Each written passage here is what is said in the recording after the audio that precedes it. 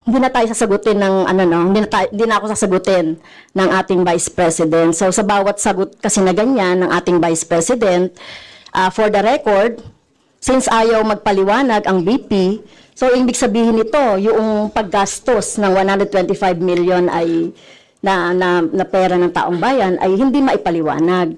So, yun lang, Madam Chair, kaya hinihiling natin sa Vice President o OVP na kailangan na maipaliwanag itong mga sinasabing item dito. Anyway, Madam Chair, sa kanila naman ang galing, no, yung utilization at confidential and intelligence fund.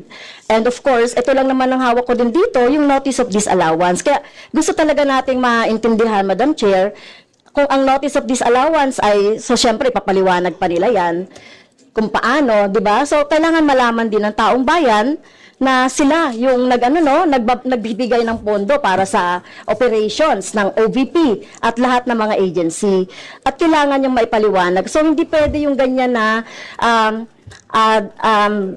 yung tactics na ganyan na parang parang sorry for the pusit, na kapag nasusukol na ang pusit ay nagaano ng maitim na tinta. So ayaw natin ng ganun, Madam Chair, kasi yung atin namang pinag-uusapan dito ay budget. No? So wag naman mag-ugaling pusit ang Office of the Vice President. Madam Chair, may I point of information only, Madam Chair? May I? Madam Chair. No, sorry. Wait. Before you, I'd like to. Before we proceed to the next person on the list, I believe that our former President, Gloria Macapagal-Arroyo, would like to interject.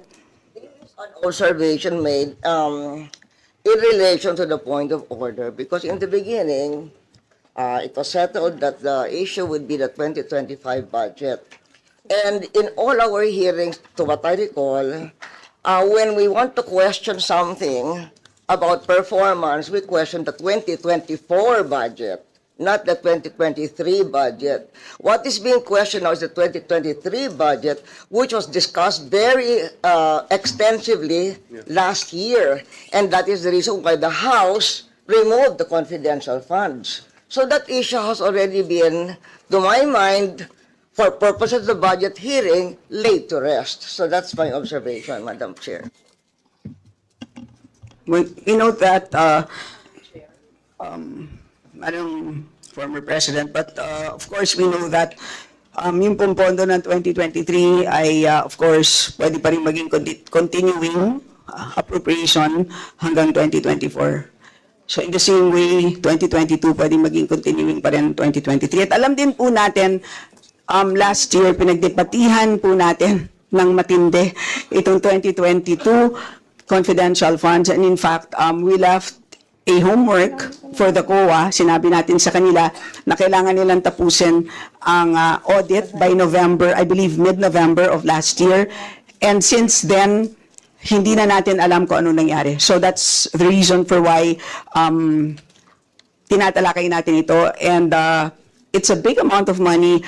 I believe we owe it to the people to understand what happened. Of course, tinanggal na natin noong 2024. Gusto natin malaman, tama ba yung ginawa natin? Kasi baka naman nagkamali tayo. So, I think it's worth assessing what we did in 2024 in order to know what to do in 2025.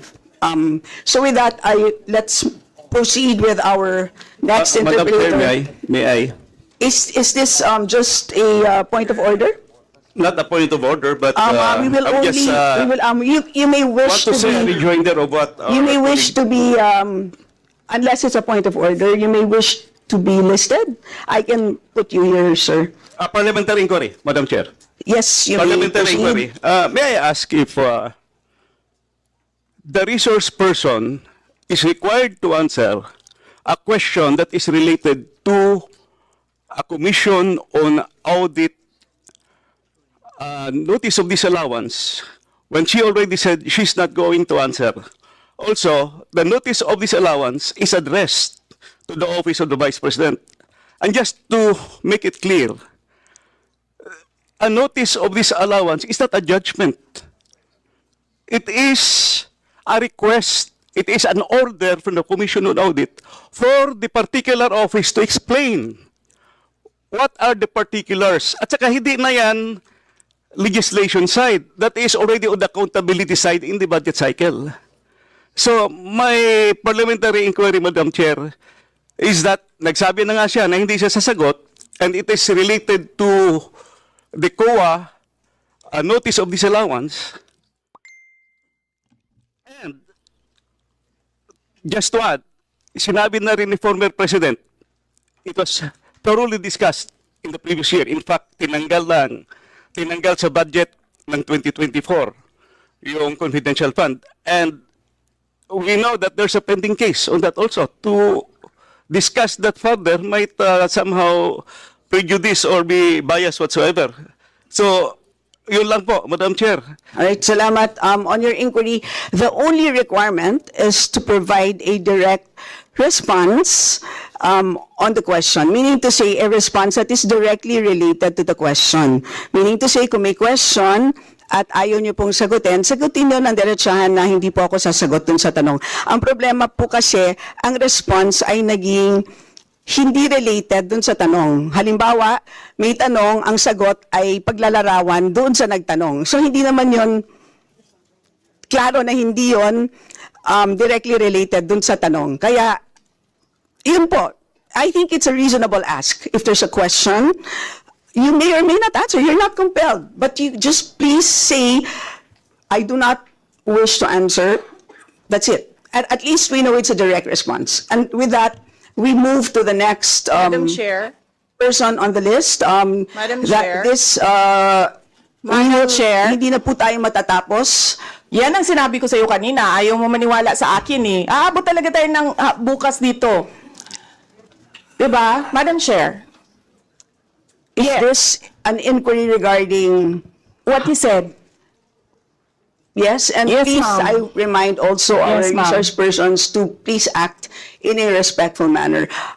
Pasensya na po, hindi po kasama sa poder ninyo ang pagpa-fire ng presiding officer ng hearing na to. So yes, you may So proceed if po. you allow members of the House of Representatives lines like what you just said, like pusit, bakit mo ako kinukrucify for saying a fact that somebody is convicted of child abuse sitting in the chair? Pusit, and then I cannot fire the presiding chair. So bakit? Yes, Bakit napaka one-sided nito, ma'am? noted po. Dahil ba madami kayo dyan sa kabila at nag-iisa ako dito? We note all your comments, ma'am, and let us now proceed. Thank you, Diba? ma'am. Thank you, ma'am. So the transcript shows the following statement by the Honorable Franz Castro, and I quote, "So, dahil may notice of disallowance, ang ibig sabihin, Madam Chair, illegal ito at not in accordance with the joint circular with the COA, DBM, and the related agencies." So yun po ang nasabi na statement na kung saan may word na illegal. So the Honorable Alvarez, what is your pleasure? I still insist on removing that utterances dahil papainit lang yan sa ating mga resource person, Madam Chair. Including yung pusit. Tanggalin mo na yan dyan para walang mag-init dito. Para tuloy-tuloy na yung discussion natin. Thank you. Okay, so those in favor of the motion to strike off the word illegal and pusit, raise your hand.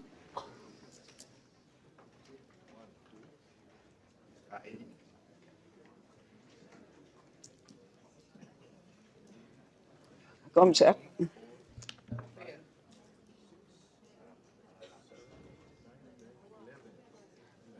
Eleven.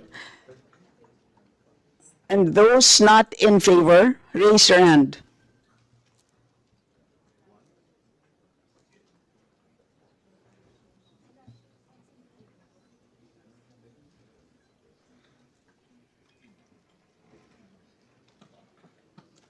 15 against 13. So the objection is overruled. So those in favor, 13.